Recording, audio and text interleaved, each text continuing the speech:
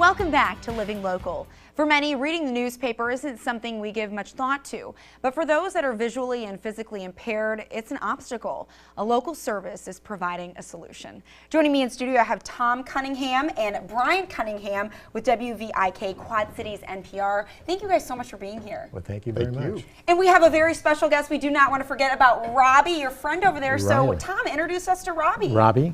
This is Robbie, and he's usually the center of attention, so he's trying his best to stay a low profile today. Wonderful. And then how does Robbie help you?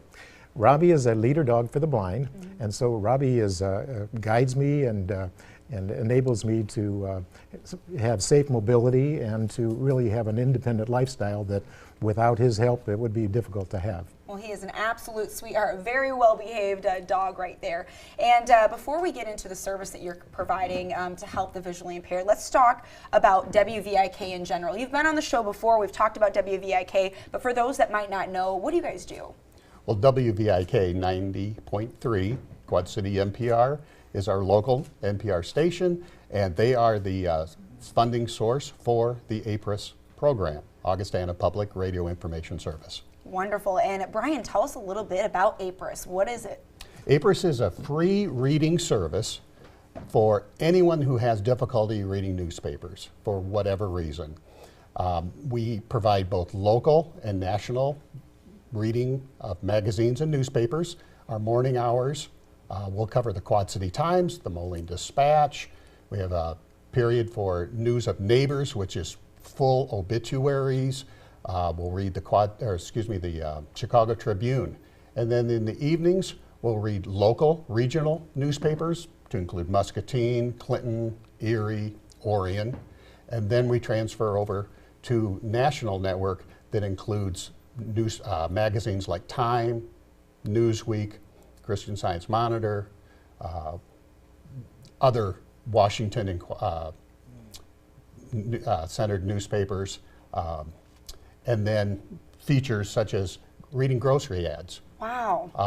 I wouldn't even have thought of that one before, but yeah, that's, I mean, really helpful and valuable. You guys certainly broadcast a ton of variety of publications. So how is APRIS made possible? A cadre of 200 volunteers filling 70 weekly slots that is necessary to bring this kind of content to the reader, to the listeners. We have people that maybe come in once a month, once a week, or multiple times.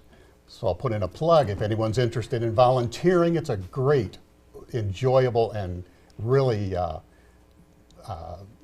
exciting way to contribute, and it's just fun. Definitely. Now, what is new with APRIS? Well, the newest thing is really the launch of the digital platform early this winter.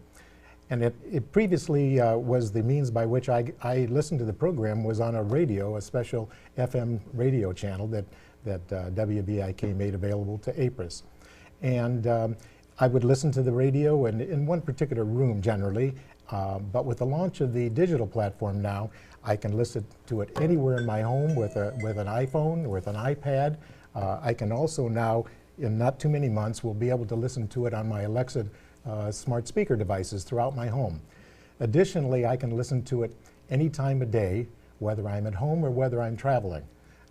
This winter I was in Florida and listened to my brother Brian read the Quad City Times on a Wednesday morning from Naples. And so it's anywhere I am, any time of the day, and it has really been a tremendous improvement. I love to see how technology is expanding convenience, because the radio's great. I still listen to the radio, but you can only tune into that certain channel if you're within range. And so that's such a great point that you can be anywhere, even in your house or around the country, and still be able to access this program.